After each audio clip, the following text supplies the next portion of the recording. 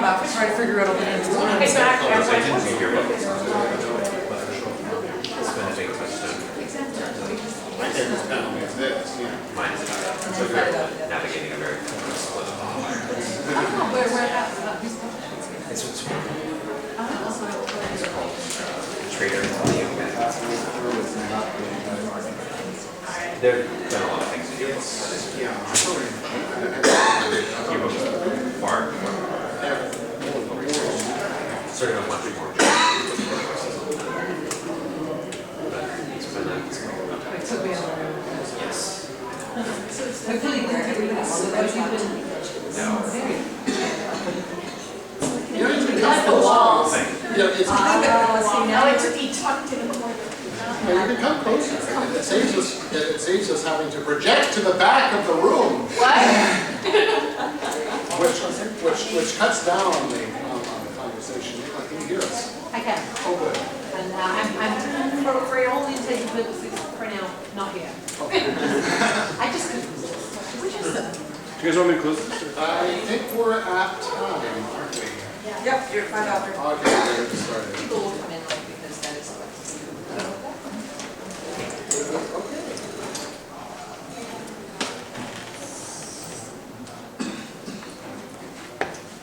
Well, welcome to the works of Nicola Griffith panel. It is a tradition at Readercon when we have a guest of honor that a program item like this takes place, that we sit down and discuss that guest of honor's works. Geez, that was tautological. So before we get started, we'll have to sort of introduce ourselves and then we'll get into the meat of things. My name is Jonathan Crowe. I head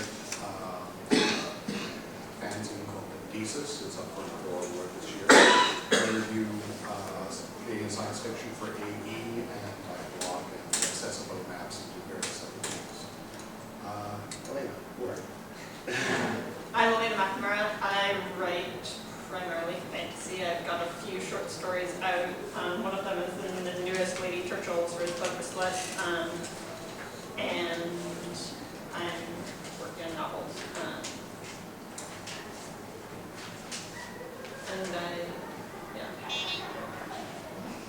I'm Kelley Eskridge. I am a writer and a screenwriter, and I'm also married to Nicola. And I want to explain that when I was discussing with Emily, the program chair, about family, she said, well, do you want to do some book discussions? And I said, well, honestly, really, the only person who's full body work I'm qualified to talk about is Nicholas, and that would be weird for the audience. And apparently Emily didn't think it would be weird for you. So she has put me on this panel, and I'm looking forward to it very much.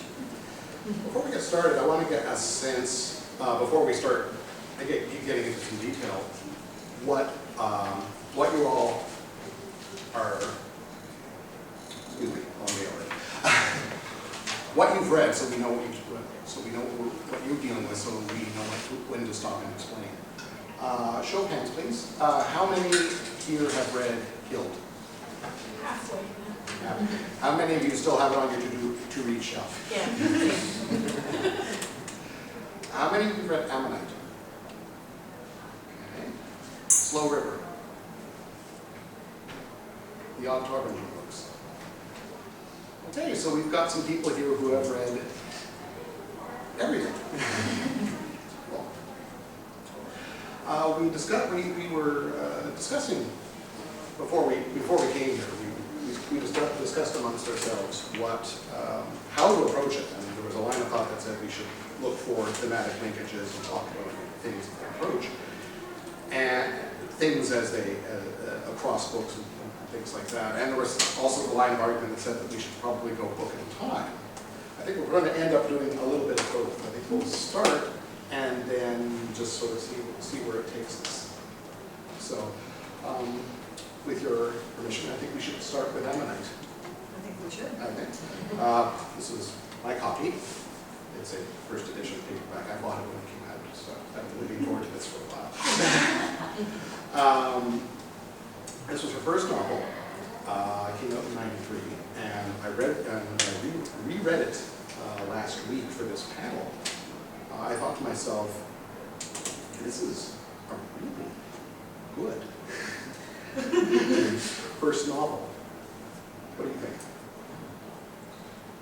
Well, when I first read it, I didn't know it was her first novel. No. And I guess that I sort of knew it was when I was rereading it, but I wasn't thinking of it in that sense. Which I guess means that it's good. Because I wasn't thinking, oh, well, I can excuse some of the problems with the writer's first book. Did that win an award? I think it won the Lambda. Ammonite won the Tiptree Award, and I don't think it won the Lambda. Okay. Very, yeah. Although there have been 6 Lambda Literary Awards across the spectrum of Nicola's work, and also the Lambda Literary Foundation Career Writers Award. So yeah, it's sometimes hard to pay for me to pay the Lambdas themselves to specific works. Can you explain the award to me? The Lambda Literary Award. Yeah. The Lambda Literary Foundation is, as far as I'm aware, the biggest organization that's dedicated to sustaining and supporting the works of queer writers. And the foundation gives awards every year in a variety of categories: lesbian, gay, trans, bisexual, fiction, nonfiction. There's a large number of awards that are juried. And also the foundation does a big awards dinner. There's a lot of publicity, a lot of media attention. The Lambda Literary Review website reviews queer literature. So basically the Lambdas are kind of the Oscars of queer literature. They're the Nebulas, if you like, of queer literature. That's good to know. Yeah, it's a great award and it's a great organization. Okay. So Ammonite, when I went through it again, and the first chapter really stuck out at me because I was looking at the level of sensory detail. You know what I mean? I mean, in the sense of it covers the smell of the inside of the spacesuit. And it's a kind of attention to detail that when you see it, you think to yourself, well, that's obvious. And then you realize, wait a minute, I haven't seen that elsewhere. You know what I mean? That it's like, oh, you know, the inside of the spacesuit is going to smell like something. You know, it's going toward the airline. It's that level of feeling and touch and taste, and it's not done very often. And it's done here, and it's done early, and it's just, well, I was impressed. Yeah, and I mean, sensory details is one of the themes that we picked out when we were discussing before the panel, and I think it is interesting since you're pinpointing exactly that first bit where it's in sort of a space station environment, that the sensory detail, the level of sensory detail runs the whole way through, and it's on the spaceship, and it's on the planet, and it's in the sort of ecosystem environment, and that's something that like it's not just flash. This is important. Yeah, and some people who write sort of, oh, this is science fiction, here's the spaceships, and they're very intent on the spaceships, and sort of the planets are, I guess it's a planet and there are some rocks. And then there are people who are like, well, it's a spaceship, and so I don't have to describe this in sweet detail because, you know, it's just hallways and things. And then they get onto the planet and they're, you know, going to these like the focus is elsewhere because they're writing adventure fiction, or they're trying to make some other point, and the sense of what is, you know, is the sense of, oh, I lost my train of thought. Where you are relative to your surroundings. Yeah, and that runs through the rest of her work as well. That it's true, and I think it's one of the things that I remember reading Ammonite in draft form and being absolutely blown away by the authority of the work, the sense of authority of the voice. And to me, the sensory detail is a big part of that because of the specificity of the experience, which makes it seem as if it's three-dimensional, and it creates this sense that this is this is a very specific place and moment in the world. And I do think that in speculative fiction that we're so accustomed to certain tropes that we fill in the details ourselves sometimes. But one of the characteristics of Nicola's work is that the details are there, and then we're left to imagine them even more deeply. And that's not fair to ourselves. I mean, this is really hard to pull off. I mean, when it's something I see with particularly with younger writers is they start off purple, and they have to, and then they spend the first decade or so of their career learning to control that. Yeah. And so, I mean, there's a level of control in that set. I mean, it doesn't look like, oh yeah, this is prose run rampant. Yeah, and it's not. And I think it's a function of actually thinking specifically about each moment, which is challenging. It's like dramatizing mindfulness. Yeah. Yeah. Yeah. Which is not something I would have picked up on. I mean, again, I read this when it came out, or very shortly after. So I mean, I'm 43 now, so I would have been 22. And a 22-year-old reader is going to pick up things, is not going to pick up things that a 43-year-old reader is going to pick up. So it felt like I was reading the book for the first time. The second time around. And that level, I mean, I would not have noticed at the time. I just thought, hey, it's anthropological based SF. I love anthropological based SF. I cannot get enough of it. You know, this is my thing. Well, and part of the beauty of the sensory detail, and so now if it's okay, I'm going to expand a little bit. That's exactly what I was. Yeah. Because part of my experience of the works is that the protagonists are people who have particular reasons to be aware of everything. Mark is an anthropologist. Out is a person who notices everything because her radar is on 110 all the time. It's basically professional hypervigilance. Exactly. Yeah. Lore is a person who has been trained to be aware of the emotional relationship nuances around her because that's a survival mechanism. So and Hild is a patterner. Seeing the linkages. Right. So to me, there's a real consistency in this choice of protagonists who are wildly different, but who all have reasons to be specifically aware. Really good at pattern recognition. Yeah. Really good at that. That's good. And so what happens is that all those sensory details become actually meaningful to the plot. It's a character. Yeah, and in other words, it's not just a thing. Right. Yeah, it's not just, well, this is just how she writes. It's not just a bunch of adjectives either. It's Yeah. not the purple thing. Yeah. It's like this is in service to a certain effect. Yeah, and when rereading Ammonite, I noticed that actually that is a literal plot point, not even just like a driver of the plot, but a plot point when Mark decides like, oh, I better sit here and I better notice things and reflect on myself and whether I want to be the self that I've been or if I want to be a different self and who would that self be.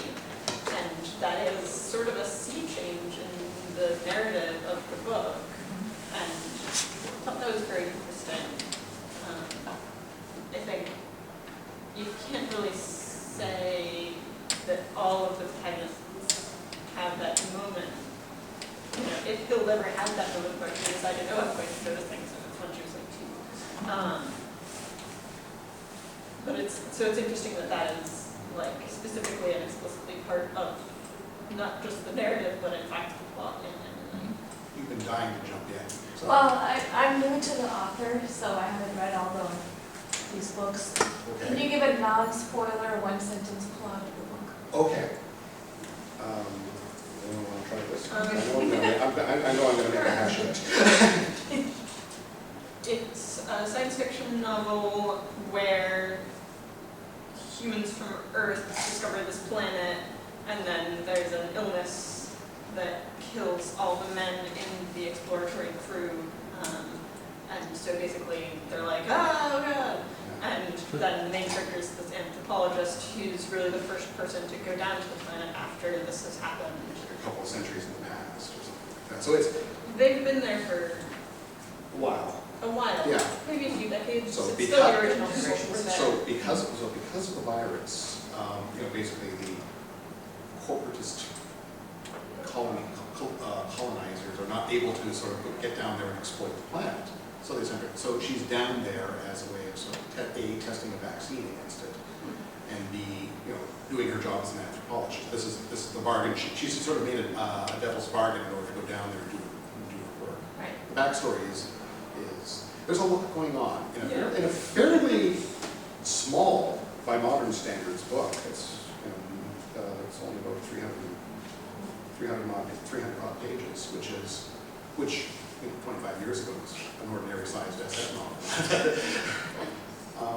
And it's also drawing on the tradition of sort of SF about sort of societies or planets of all women, because the people who live on the planet and are the sort of exploratory humans are sort of pretty similar to humans, but all of the people who are the native to the planet are women. And rereading it, I definitely noticed that as well, because I've been reading more of the sort of more classic SF, like The Gate to Women's Country, and rereading Ammonite, I was like, yeah, I can see how this came after that, and there were some improvements made on the model. What improvements do you think there were?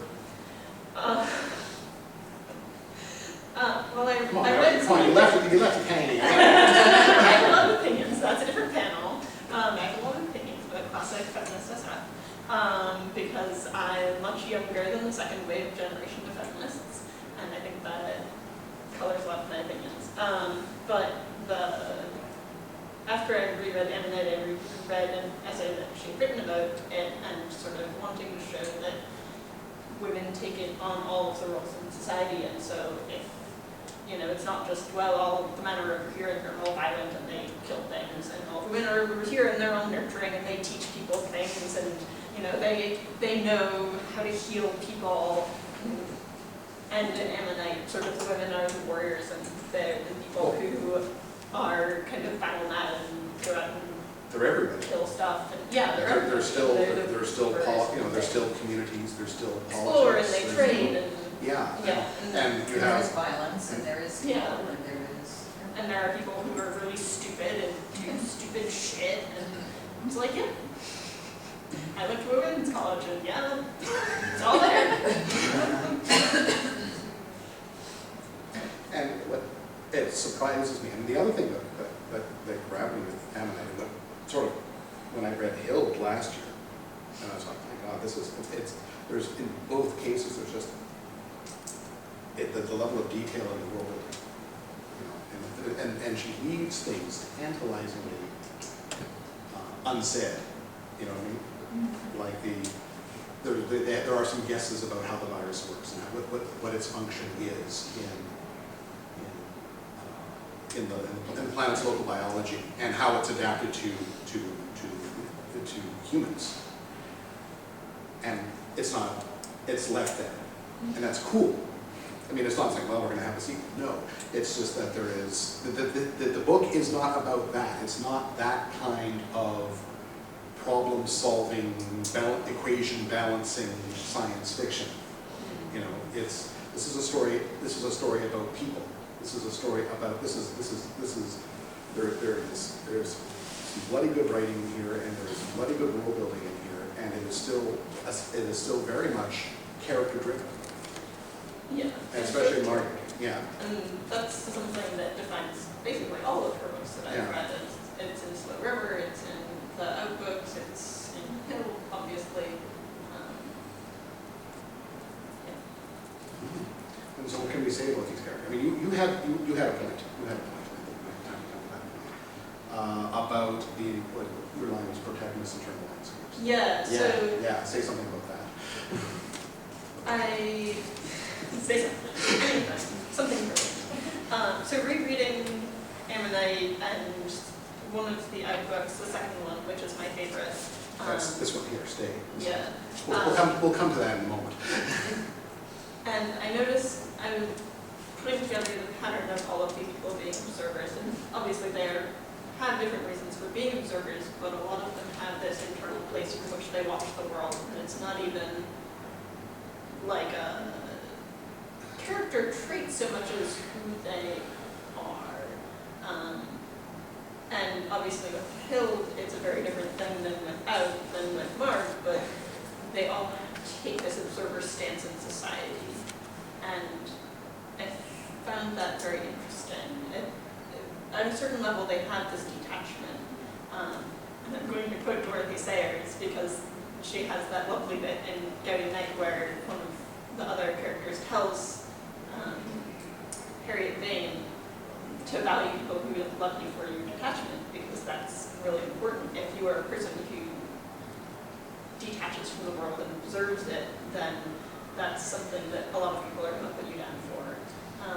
And I think in a lot of ways that runs through all of these books. And that's something that I don't see very much in fiction, because that's something that is true to a great extent, and that's something that, like I said, is fairly rare to see, and so it's really interesting to see it kind of running through these books in different permutations.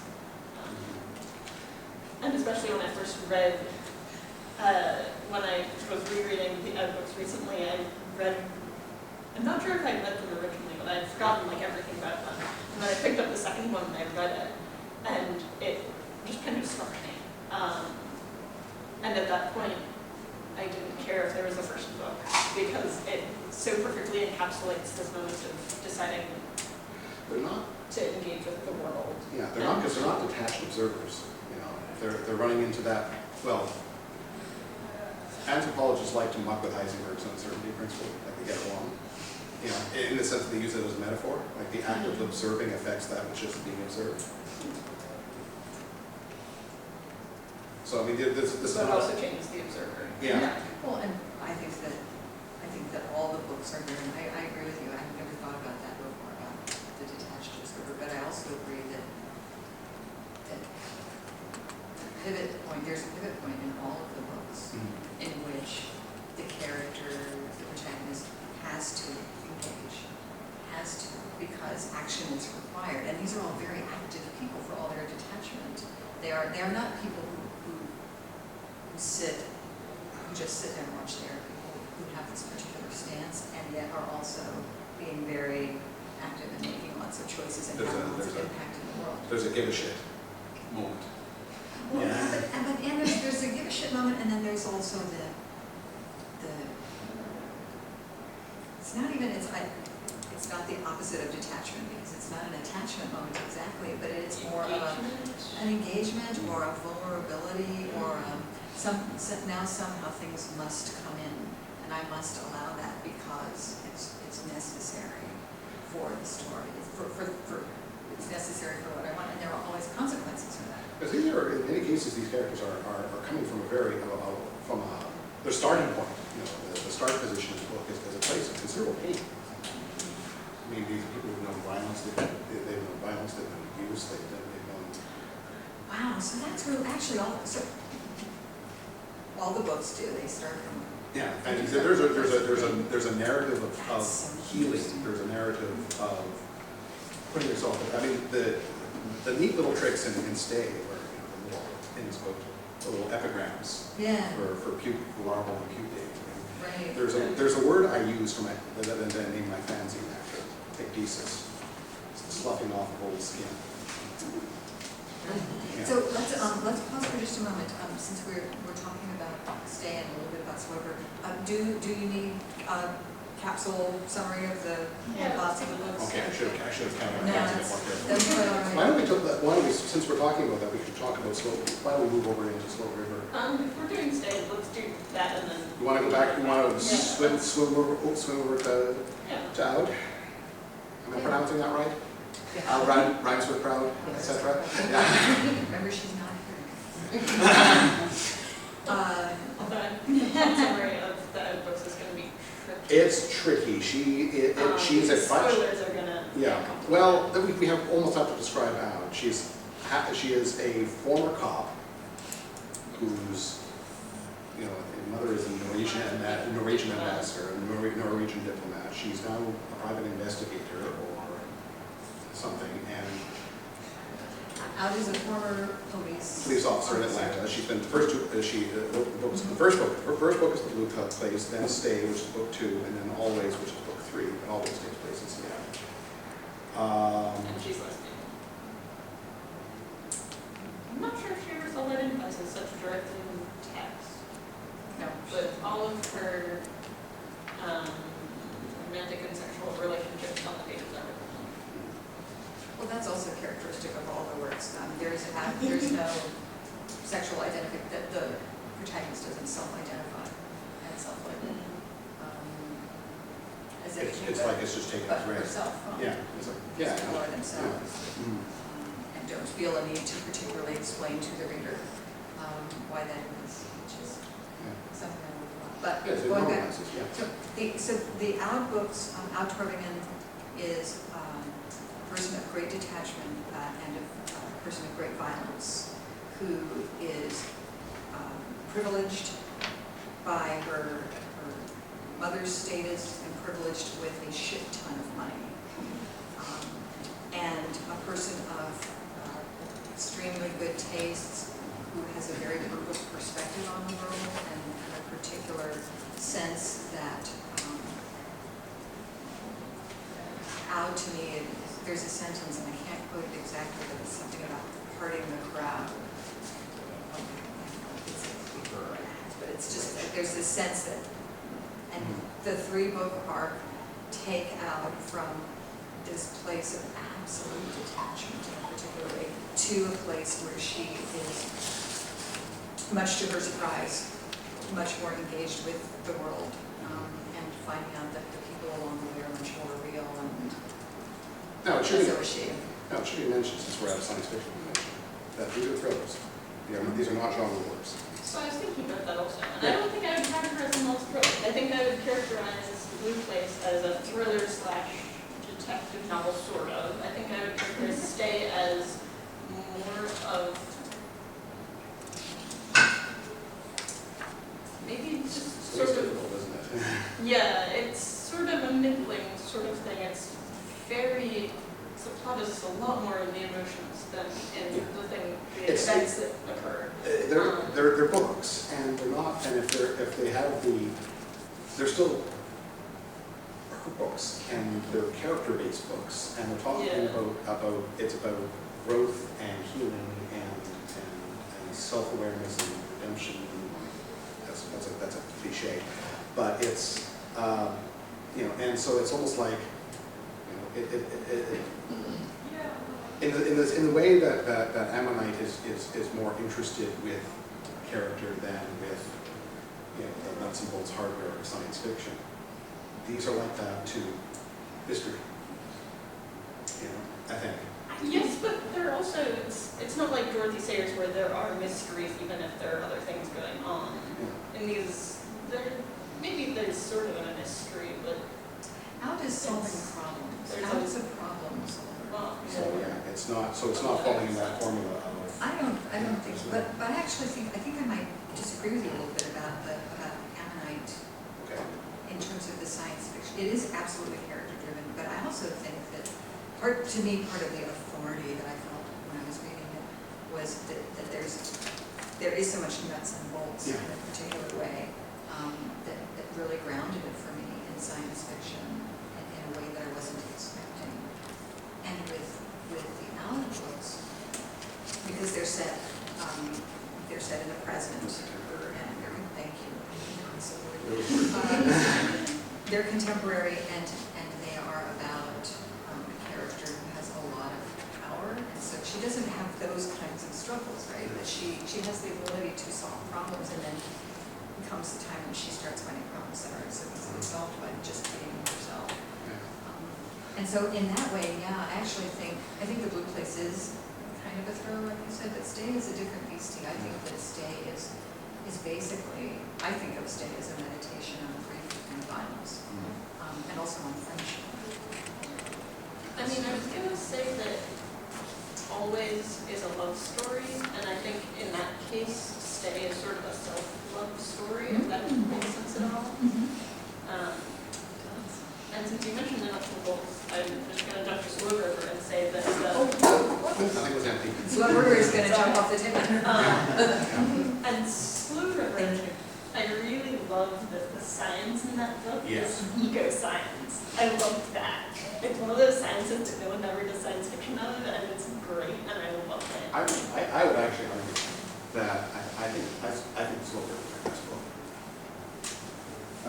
in some ways it's, I mean,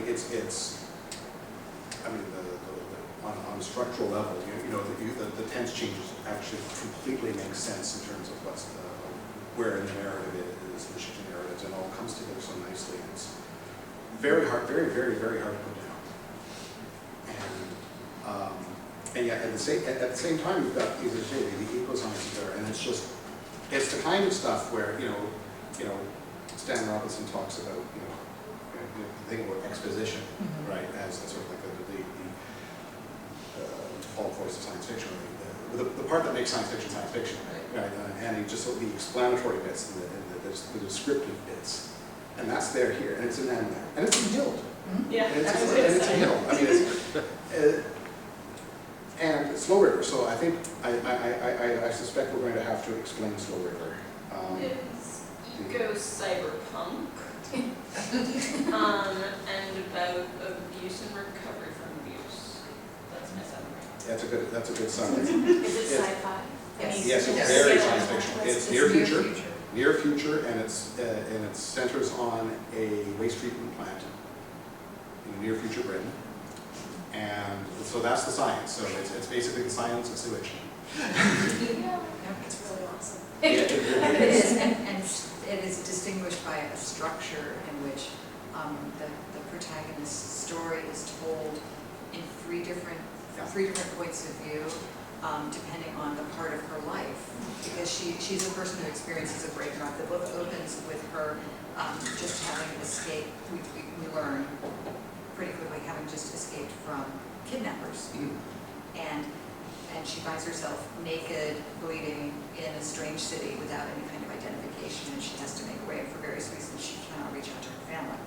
So the book starts there, and then through this structural overlay, we get the history of this woman and how she came to be, and then everything sort of comes together in the front story and takes us through the book. And since I characterize Slow River as partly recovery from abuse, I just want to qualify here and come back to something I was saying earlier about internal landscape, and I think you described the main character arc as healing. And I think that is true, but I wanted to qualify it because I think it's very easy, and it happens in a lot of books, for people who are very detached from the world, for that to be a problem, and they are broken people and they need to be fixed. And that's not true of any of these books. And the detachment is never a problem to be fixed. It may be something that that person wants to change or alter slightly the way in which they're detached or the way in which they engage. Sometimes they're detached, sometimes they're in some ways. But it's coming to terms with changed circumstances. Yeah. It's not that they heal and then they're a better person who, instinctively. That sounds really trite. Right? And that's what a lot of writers do with that narrative, is either it's like, oh, this psychologically broken person who will always be like that, or it's like, and then they heal through the power of love, and it's like, those are kind of that's bullshit, and they don't know what they're talking about. Exactly. And these have a much better, I think, way of dealing with all of that. Yeah. Well, I think that's particularly interesting to look at the arc of the Aud books from that perspective, because Aud is changed over the course of the books, and yet she is her essential self, and we know that she's always going to be Aud. She's always going to be like, and yet she has learned to use herself in different ways in the world. If that makes sense. Yeah, that's a good way of looking at it. She's much more proactive in all this than she is in Blue Place, where I think she is sort of fine, I'll chaperone her around, kind of, I just thought that was popping in my head now.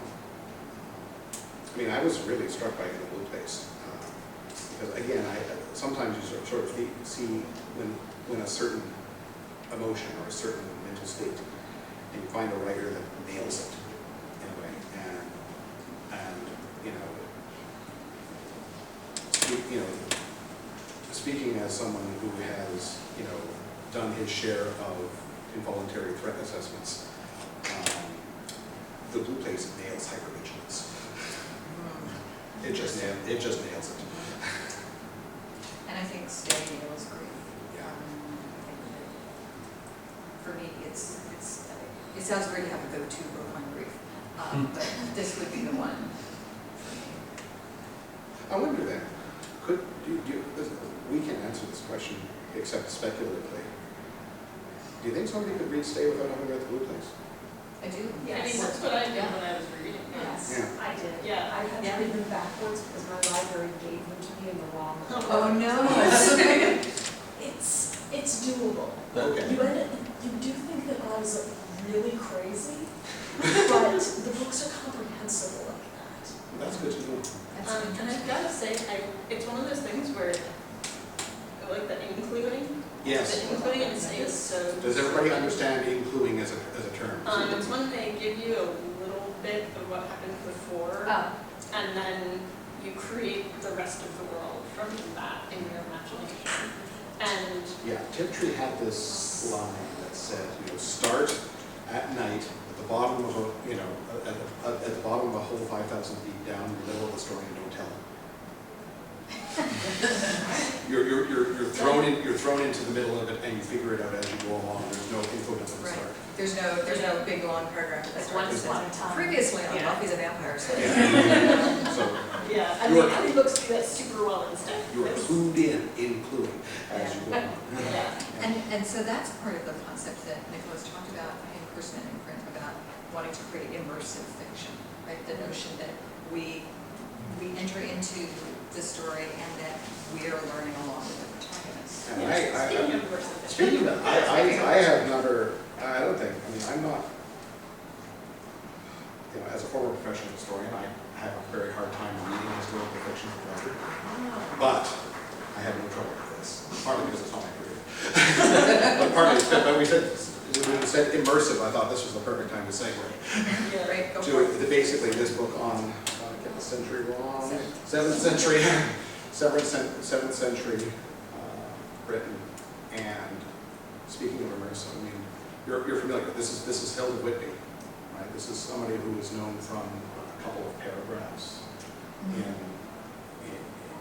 a hagiography and Indeed. yeah. Yes. Although note it's not the same person as Hildegard of Bingen, which is what I thought when I first heard about this book coming out. Different people. Right. And so what you end up with is what I thought, is a historical novel that pushes a lot of people's epic fantasy buttons. Yes. Without a single shred of fantasy in it. Yeah.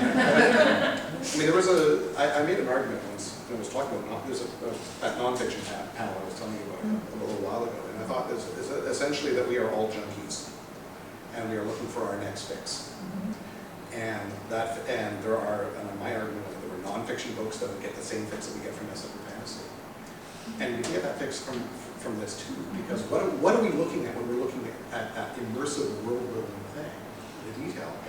And you get it here in spades. You get different kingdoms, and you get warring alliances, and you get detail on the natural level and on the linguistic level and on all the sorts of things that made my 13-year-old self start writing things out in memoir.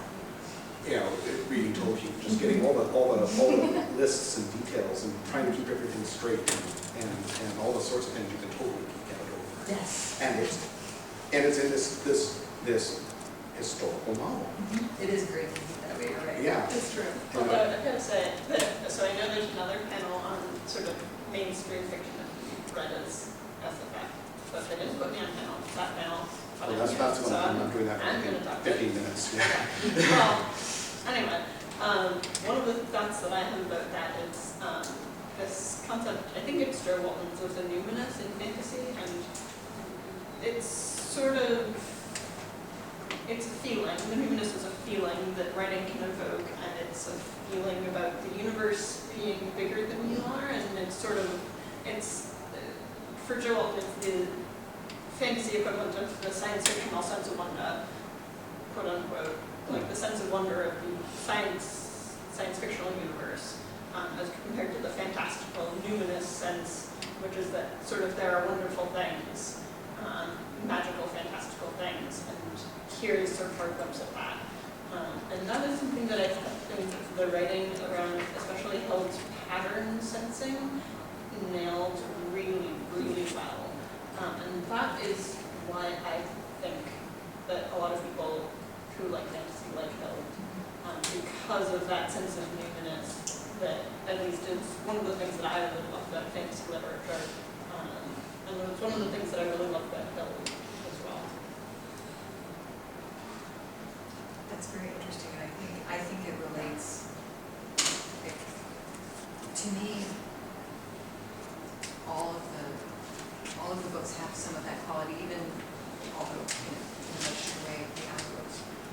But Hild is, from my perspective, Hild is this massive love letter to the genre, to science fiction and fantasy, and to the sense of the world open and the sense of the newness that we look for when we imagine ourselves either in the world suddenly becoming very real and very close, or a completely different world that now we have the opportunity to travel in and shape.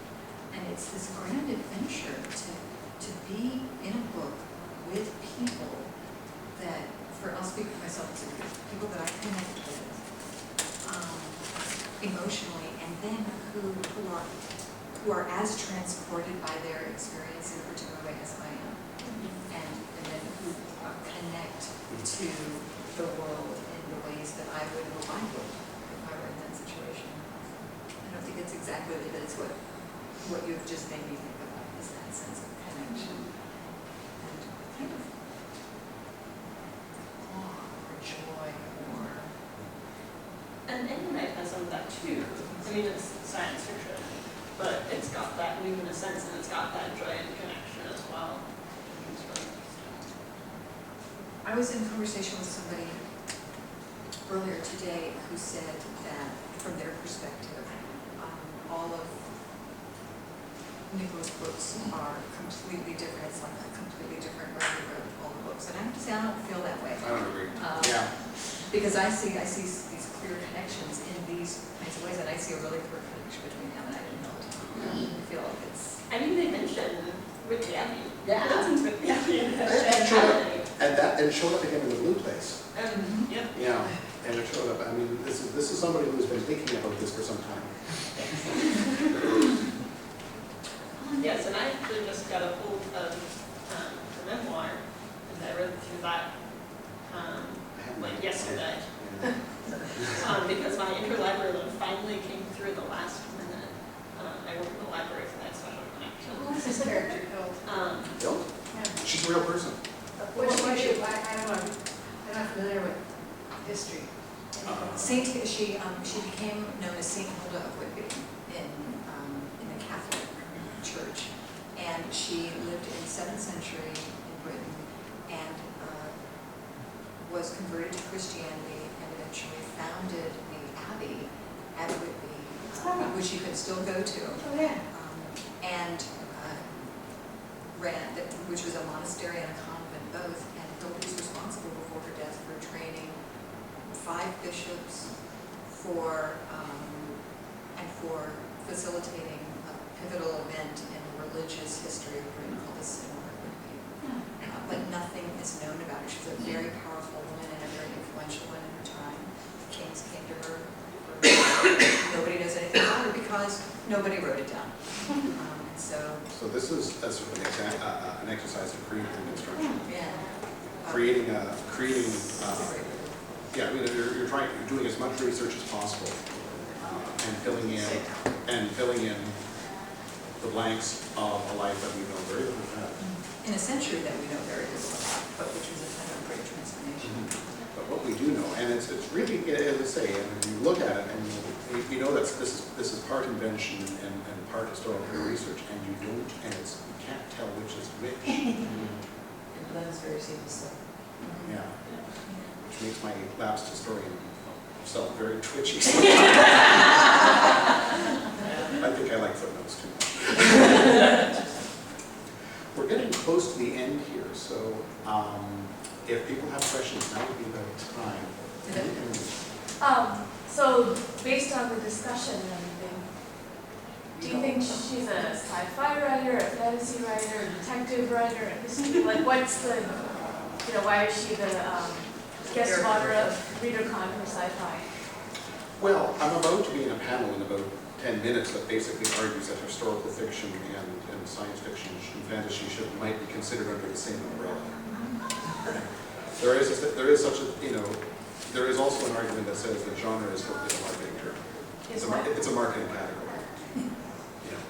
And that, we've talked, so I think we've tried to sort of, we've come to a general consensus here that there's a lot going on that crosses all the, that can be found in every book. And we've got contemporary, we've got SF, and we've got historical, and you find sort of the same impulses, the same concerns, the same Weltanschauung worldview, and it doesn't seem to matter. It didn't stop me as a poor SF reader when I'm checking her website and saying, okay, I'll give that a shot. You've had me this far. And it's sort of, it's the, it's contemporary, I don't care. It's historical, I don't care. This is somebody who, there are writers who will, cross genres and take their readers with them. That's my take. I think you can read any of the books sort of in different ways, but I don't think that I would decisively put her down as a science fiction writer or unless I got to put down all of them, I was tagging a person somewhere, science fiction, historical. So you're talking like folksonomy, tagging, not categorizing. Yes. You can pick Yes. one. So I think that's actually a great approach, the tagging notion, because I think that I would describe Nicola as a writer, and perhaps if I were pushed to be a writer of immersive fiction across categories, picking the vehicle and the structure and the tropes that best suit the story that we wish to be told. But I also think that it's part of why I call Hild a love letter to genre, because Nicola came up in science fiction and the particular stance of the world building and this notion that things happen to people and that there are problems to be solved and that the world itself, that the setting is important, and etc. The setting of the character. Yeah, exactly. And so I think that informs all books, and I think on some level that's part of why, although it's been a while since she published any science fiction, why she's still considered part of the science fiction world. Because you never escape the slums. This is sort of a question that comes from a very similar place. I've been having a lot of conversations this Readercon about books in conversation with each other, and given the difficulty that you all have been having in slotting Nickola's books into a single genre, I would be interested in your opinions about what other books you think her work is in conversation with. Not breaking down where her books fit, but other books that she may be responding to. I think that I've sort of mentioned a few, not necessarily things that I'm like, oh, she clearly read this. Although I would, that the Danger on this Country is underneath Ammonite somewhere. And there's another one that I read that I really didn't like. There was another second wave feminist book about all the ladies hanging out and then the dudes are off killing things. Hold on to. I read Joanna Russ's when it changed before I came to this, so that was my background. Of course, with Tiptree. Not sure. Yeah, I'm having trouble coming up with exact precedents for other stuff. It's easiest, I think, to come up with that kind of conversation with Ammonite. Well, because it's such a thing, right? Yeah, it is. So women, Yeah. there's there's a conversation on that part of the book. And Yeah. it's fairly easy to like trace that because it's fairly easy to say like, oh, these are books that also do this specific thing. I think that Hild particularly is in conversation with a lot of historical fiction, with Mary Renault's Alexander books, with Henry Treese, with lots of MacArthur books in a particular way that says how do we talk about historical characters and make them real without having them say dude in their contemporary fields. I have real trouble with a lot of alternate histories, for example, that it's like when they have a famous person do a walk-on, and it's like, no, they don't tell that. No. E.D. Cope swore along with that. Queen Elizabeth does not sound like that. It's easier with this. There was one question from in the back. Well, I was just wondering if you guys think it's ironic that in response to Nicola's work, so often people are trying to decide which box to put her in. And there's this deep theme there in other books about not putting people, particularly women, in boxes. You know? Thank you. That's the stop. And then you get the last word. Stop for like a conversation outside now that other people have to say. Thank you.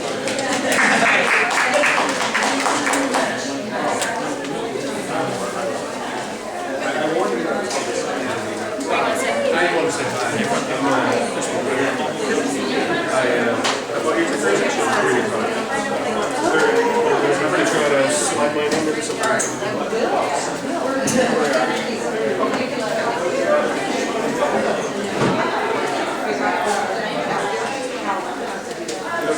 So I was on another guy that says, wouldn't it have been better if there was a brother?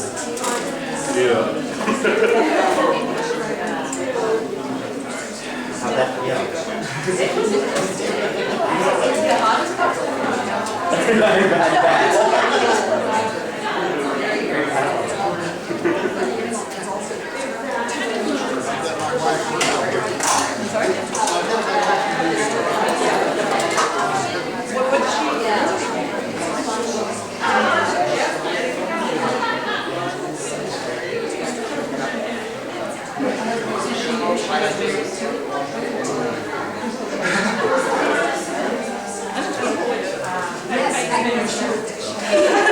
That was so great.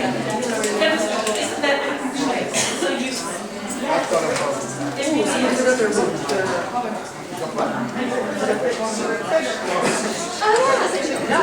Oh, cool. You made some Thank you so much. I enjoyed that. Yeah. It's very well for me.